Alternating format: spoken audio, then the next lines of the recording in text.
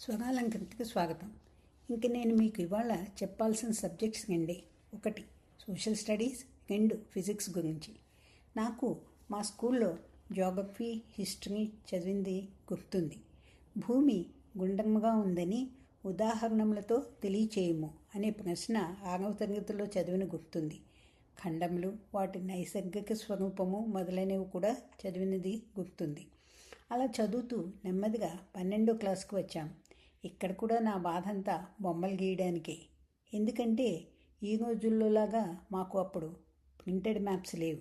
దేశమైనా ఖండమైనా మేము చేత్తో గీయాల్సిందే, లేకపోతే ఆ మ్యాప్ని పుస్తకంలోంచి ట్రేస్ చేయాలి. దానికి కూడా చాలా కష్టపడ్డాం. నాకు చరిత్ర అంటే ఇష్టం మొదలైంది మాత్రం కాలేజీకి వచ్చాకే. డిగ్రీలో నా 3 main subjects history, politics, music. మా హిస్టరీ మేడం పద్మావతి గారిని చెప్పే పాఠాలు విని ఇష్టం పెరిగింది. ఆవిడ మాకు యూరోపియన్ హిస్టరీ చెప్పేవారు. ఒక్కసారిగా తెలుగు మీడియం నుండి ఇంగ్లీష్ మీడియంకి రావడంతో ఒక్కొక్కసారి మాకు ఆవిడ ఏదైనా పేరు చెప్తే అది మనిషి పేరా, లేక ఏదైనా ప్రదేశం పేరా, లేక ఇంకోటి ఏదైనానా అన్నంత సందేహం వచ్చేసేది. మా సందేహాలన్నీ ఎంతో ఓపికగా తీర్చి మాకు ఆ సబ్జెక్టు మీద ఇష్టం కలిగేలాగా చేసింది పద్మావతి గారేనని ఘంటాపథంగా చెప్పవచ్చు.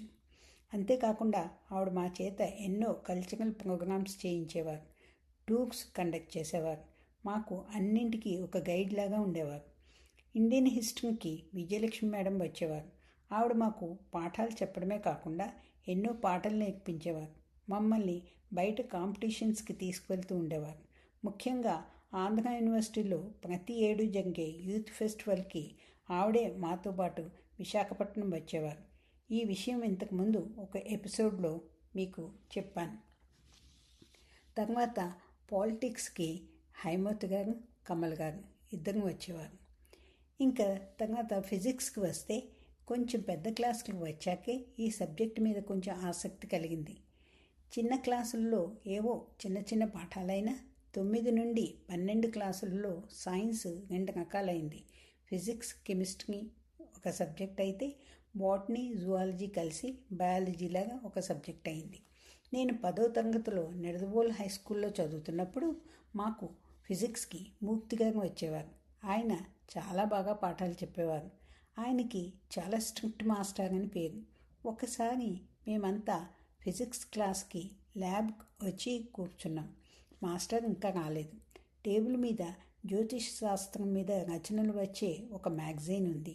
అది చూడగానే నేను ఆ బుక్ని నా చేతుల్లోకి తీసుకుని గబగబా పేజీలు తిప్పి చూశాను. ఎందుకంటే ఆ పత్రికలో ప్రతిసారి కూడా మా తాతగారు రాసిన వ్యాసాలు ప్రచురించేవారు. చూస్తే తాతయ్య రాసిన వ్యాసం ఉంది.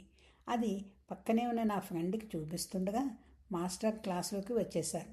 నేను కంగారుగా లేచి నిలబడి పత్రిక టేబుల్ మీద పెట్టేశాను. ఆయన అందరినీ కూర్చోమని నన్ను దగ్గరికి పిలిచి ఏం చూస్తున్నావు అని అడిగారు. నాకు భయం వేసింది. నెమ్మదిగా అందులో మా తాతగారు రాసిన వ్యాసం ఉందేమోనని చూస్తున్నా అంటూ చెప్పేశాను. వెంటనే ఆయన చూసావా, ఉందా అన్నారు. ఉంది అన్నాను. చూపించు అన్నారు.